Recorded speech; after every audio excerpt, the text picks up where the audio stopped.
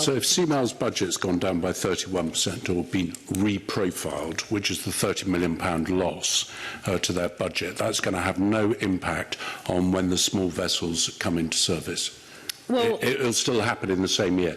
If you don't start work this year, it will still happen within the time frame that you've got. Well, I struggle with that. Sorry. So what I've set out is subject to approvals and procurement. So there's obviously a process there that requires procurement to happen, and there are ifs and buts around that. But all being well, subject to approvals and procurement, we can see the delivery of the 7 new small vessels between 2026 and 2028.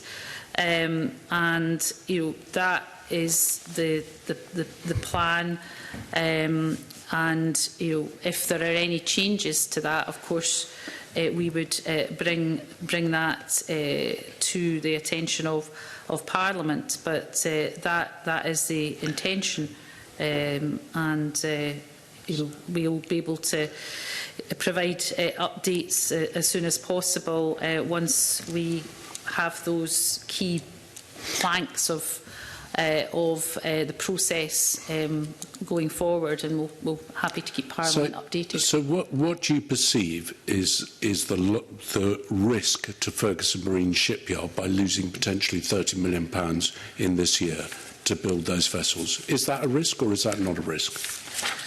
Do you want to? I'm going to get a chance at Mr Gray afterwards. You will have made the decision as Finance Secretary. I'm looking for you for the answer to that, if I may, Deputy First Minister. Well, the profiling of the funds that are required by Ferguson Marine are part of the negotiation with Ferguson Marine in terms of what is required when. There has been a lot of attention given to the funding profile of what has been required, what has been spent.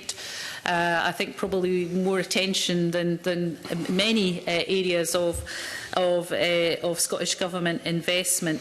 So, when we and Neil will be able to give more detail, but when we negotiate with any organisation that is receiving public money, that is a negotiation about what is required for that particular year to deliver what they're saying they're going to deliver. Now, there is a history there of, that has been quite challenging, and no one's going to say otherwise. But we are, attempting to make sure we align the resources required with what is realistically going to be delivered in that financial year, and that's the best answer I can.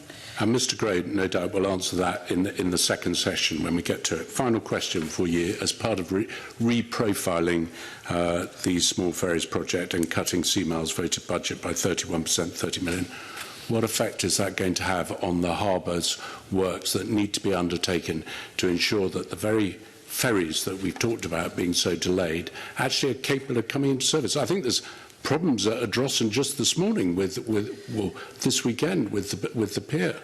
So how's that going to affect that? So you're right to point to port infrastructure being really important, and we remain absolutely committed to the funding not just of the new vessels but the port infrastructure to support the ferry services, and that's why the infrastructure investment plan set out funding of £580 million, and why we've provided over £100 million in further funding to allow the purchase of new vessels for Little Minch, for example. In terms of the infrastructure investment plan going forward, I guess two parts to that. One is there will be an update at the end of this month of the projects that are already in train and where they are in terms of any delays.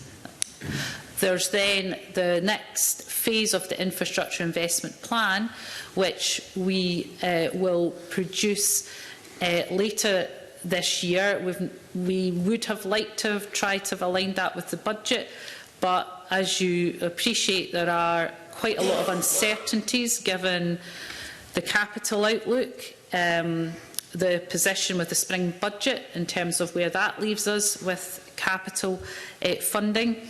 But we will set out the next iteration of the infrastructure investment plan There's no doubt that the capital budgets going down is going to have an impact across the board, but what we need to make sure is that where we're investing in new vessels, clearly the port infrastructure has to be there to make sure that those new vessels have the correct infrastructure required for those vessels. So that is an important priority. As we get the detail in terms of any changes, any amendments to the infrastructure investment plan, you've mentioned one or two of the port infrastructure, there are a number, then we're very happy to provide you with that detail, but the publication will be later this year.